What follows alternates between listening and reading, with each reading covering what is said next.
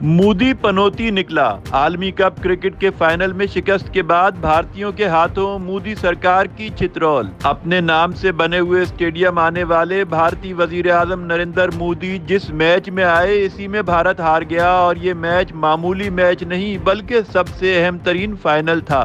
اپنی مرضی کی پچز بنوائیں، امپائروں کو استعمال کیا، کراؤڈ پر پریشر ڈالا، لیکن سب ہتھ کنڈے ناکام ہوئے۔ اس کے باوجود بھارت کو بدترین شکست کا سامنا کرنا پڑا، جس کے بعد بھارتی پھٹ پڑے اور شکست کا ذمہ دار مودی کو ٹھہرا دیا۔ سوشل میڈیا پر بھارتی صارفین نے لکھا کہ یہ مودی پنوتی تھا، نہ یہ آتا نہ ہم میچ ہارتے۔